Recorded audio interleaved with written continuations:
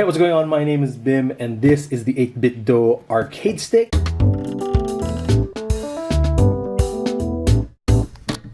Alright, let's talk about the packaging a little bit. The 8bitdo arcade stick is packaged much like a lot of 8bitdo products. The packaging is always super premium, and this one is pretty easy to... I've actually opened it up a bunch already. I've used it a bunch already. See? Ta-da! So it just comes with a couple styrofoam protectors. Get this out of the way. Let's just peel off like so. In terms of accessories, all you really get is this cable, USB-C, and it's probably 3 meters long. And you've got your instruction manual. And it comes with this little cardboard cutout with just kind of labels what each button is for. Let's take a little closer look at that. This one is for switching between X input and the switch.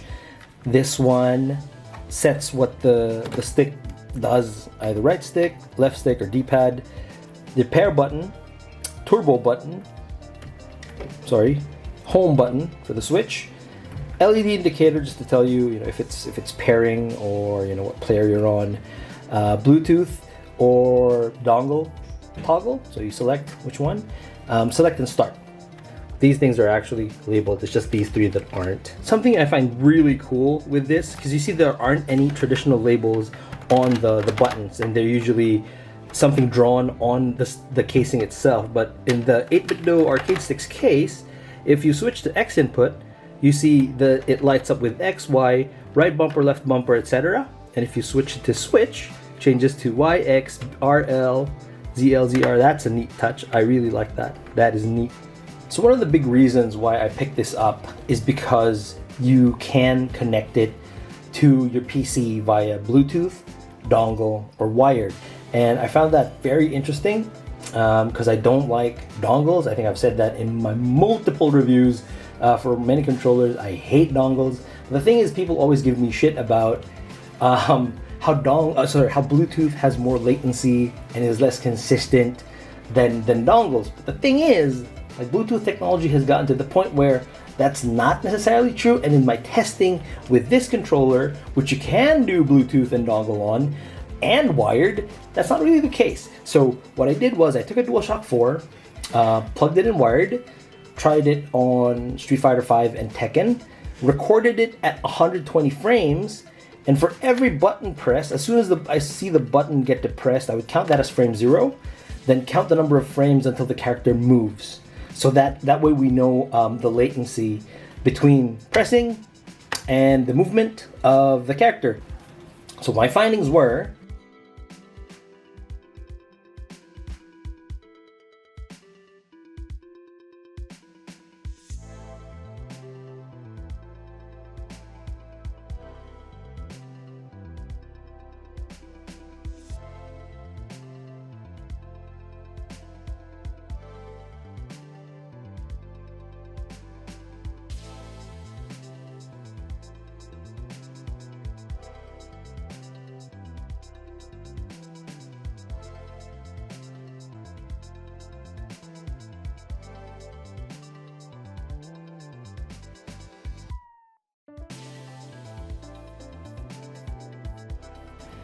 so bottom line is, the Bluetooth connection, at least for the 8bitdo arcade stick, is consistent and just as fast, if not a little faster, a little more consistent than the dongle and wired connections.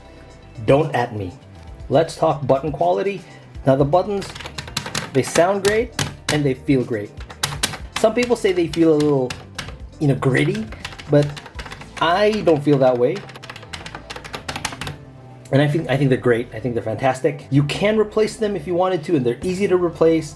But for the most part, I think if you're fine with the noise, which I'm not, because I live with a baby, they're fine. They're perfectly fine.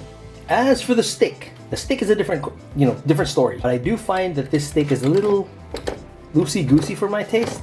Like, it doesn't snap as fast back to neutral as I'd like. And you see that there's a little wobble.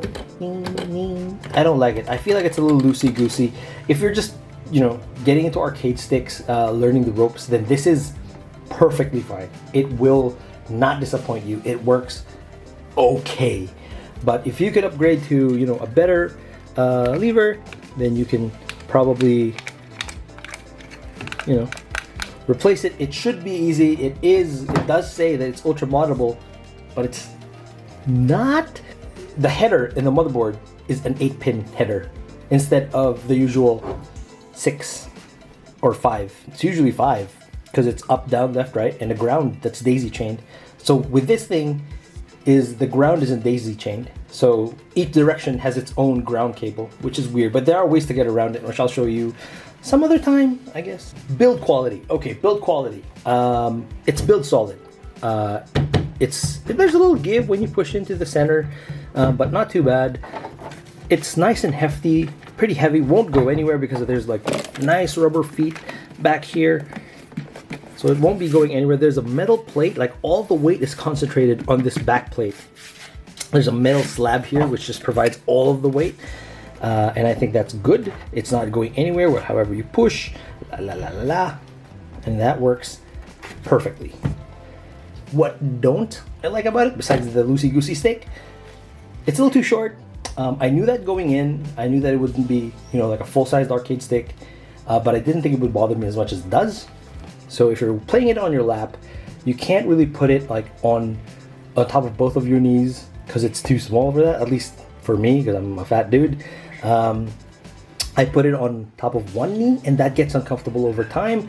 If you want to put it on both knees, you'd have to squeeze your nuts together to get it to sit on your lap properly. Plus, there isn't a lot of palm space. So I don't think it would slip so much, but I just feel like it needs a little bit more, space back here just for my palms to rest. One of the bigger selling points of the 8bitdo products, like in general, is the quality of their software. And the 8bitdo arcade stick isn't any different in that regard. With the software, which you can download from their website, you can set macros to these two buttons. And there being two is actually a pretty big deal, because depending on like which side you're facing, your input would change. And I've done some crazy things with these. I've done perfect electrics, one for each side. So I just electric, dash, electric, dash, electric, electric. I could do 4 I think was what I recorded, but I was able to do 5 fairly easily with no practice, and I don't play Kazuya. I can't do electrics manually. I mean, I can, but like 1 out of 10 tries. With this, it's perfect every single time, and it's hardware saved. So you can take this thing to a friend's house, and you'll have your macros saved in. I couldn't get the profiles to work. Like, there's one macro setting for every profile. It seems like it's probably a bug, but I just couldn't get it to work. I've also done spinning pile driver, like Zangief's pile driver, with this, and then the EX version with this one. And if you want the super, jump then mash it, or do an attack then mash it, and it comes out as super. Okay, so is that cheating? Is that cheating? I firmly believe it is cheating, just because you're eliminating the skill gap that the developers put in to make sure that the good players do it. They're able to pull off some things that players with less practice can't. This thing it feels like a shortcut. So if you're going to use it, you're cheating yourself, really. All in all, it's a great beginner stick. If you just want to get a feel for how an arcade stick should feel, this is a good budget choice. I got this for 3,500 pesos. That's like $70. Nowadays, I see it going for as low as 2,500 pesos. That's like $50, and that's a really good deal. If you're unhappy, eventually you become unhappy with the buttons. You want something quieter, like I do. You can switch this out, and they're easy to switch out. If you grow unhappy of the stick, like I am, you can switch it out as well. Like the thing I mentioned, it is an 8-pin header, but you can use one of these guys to plug it into your stick, and then plug this into the 8-pin header, and it will work no problem. So you don't have to solder it, even though the option is there if you want to. I hope you found this, informative at the very least, and if you feel like it, please, like and subscribe and drop a comment. Thank you guys. I will catch you guys in the next one.